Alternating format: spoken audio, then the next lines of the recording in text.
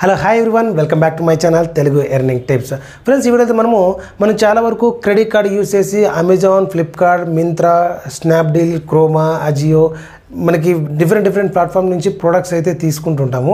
ఆ ప్రోడక్ట్స్ని మనము ఈఎంఐగా కూడా కన్వర్ట్ చేసుకుంటుంటాం అనమాట. మరి ఆ ఈఎంఐ పేమెంట్ ఎలా పే చేయాలని చాలామందికి డౌట్ ఉంటుందన్నమాట. మరి ఆల్రెడీ మనం ఈఎంఐ కన్వర్ట్ చేసుకున్న ఫ్లిప్కార్ట్లో పర్చేస్ చేసి ఈఎంఐ ఎప్పుడు వస్తుంది, మన డ్యూ డేట్ ఎప్పుడు అని చెప్పేసి చాలా వరకు కంగారు పడుతుంటారు.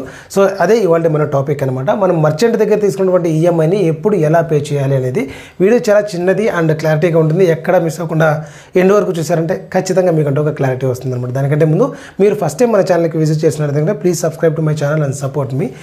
Let us go to the topic. Friends, చూడండి, నార్మల్గా మనం క్రెడిట్ కార్డ్ యూజ్ చేసి మనం స్పెండ్ చేసిన అమౌంట్ బ్యాంక్ ద్వారా కన్వర్ట్ చేసుకుంటే దాన్ని స్మార్ట్ ఈఎంఐ లేదా ఫ్లెక్సీపే రకరకాలుగా పిలుస్తారు. అది బ్యాంక్ ద్వారా మనకి ఈఎంఐ కన్వర్ట్ అవుతుంది. బట్ మనం ఏదైనా కానీ ప్రోడక్ట్ ఫ్లిప్కార్ట్ కానివ్వండి, అమెజాన్లో కానివ్వండి, ఏదైనా బయట తీసుకున్న ప్రోడక్ట్ షాప్లో కానివ్వండి స్వైప్ చేసినప్పుడు ఈఎంఐ కన్వర్ట్ చేసుకుంటాం. అలాంటి ఈఎంఐ ఎలా వర్క్ అవుతుందంటే మనకి యాజ్ ఇట్ ఈజ్గా మనకు బ్యాంక్ ద్వారా తీసుకున్నట్టు ఈఎంఐ అండ్ మర్చెంట్ ద్వారా తీసుకున్నట్టు ఈఎంఐ రెండు కూడా సేమ్ ఉంటాయి అనమాట. దాంట్లో ఏమీ వ్యత్యాసం అయితే ఉండదు. బట్ మీరు అక్కడ మర్చెంట్ నుంచి కన్వర్ట్ చేసుకుని ఇక్కడ బ్యాంక్ నుంచి లేదంటే డైరెక్ట్గా షాప్ నుంచి ఈఎంఐ కూడా మీకు నార్మల్గా స్టేట్మెంట్ ఎప్పుడైతే జనరేట్ అవుతుందో ఆ స్టేట్మెంట్ జనరేషన్ డేట్కే మీకు ఈఎంఐ వస్తుంది. ఇంకా కన్ఫ్యూజన్ ఉంటుంది. నేను ఇవాళ ప్రోడక్ట్ తీసుకున్నాను, నెక్స్ట్ డ్యూ నాకు 10వ తారీఖు ఉంది, 10వ తారీఖు లోపే ఫస్ట్ ఈఎంఐ పే చేయాలని. అలాగేం ఉండదు. మనం ఎప్పుడైతే ప్రోడక్ట్ తీసుకుంటున్నామో ఆ నెక్స్ట్ స్టేట్మెంట్ నుంచి మనకి ఈఎంఐ జనరేట్ అవుతుంది అనమాట. ఇమీడియట్ డ్యూ అయితే మీరు కట్టాల్సిన అవసరం లేదు. సో ఇలాగా మనకి వచ్చినటువంటి ఏదైతే ఈఎంఐ ఉందో ఆ ఈఎంఐని నెక్స్ట్ ఫర్దర్గా ఆటోమేటిక్గా స్టేట్మెంట్ జనరేషన్ డేట్ తర్వాత ఏదైతే డ్యూ వస్తుందో ఆ డ్యూ ద్వారా మీకు ఆటోమేటిక్గా అమౌంట్ అనేది పే చేసుకోవచ్చు.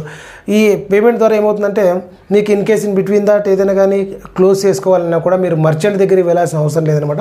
మీరు బ్యాంక్ త్రూనే డైరెక్ట్గా బ్యాంకుకి ఇంటిమేట్ చేసి మీరు ఈ ఈఎంఐ అనేది క్యాన్సిలేషన్ చేసుకొని ప్రీ క్లోజ్ చేసుకొని డైరెక్ట్గా మీరు ఈ ప్రోడక్ట్ సంబంధించిన టోటల్ అమౌంట్ అనేది పే చేసుకోవచ్చు.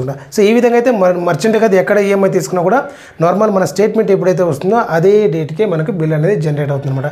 వీడియో చాలామందికి యూజ్ అవుతుందని చెప్పేసి అప్లోడ్ చేస్తున్నాను.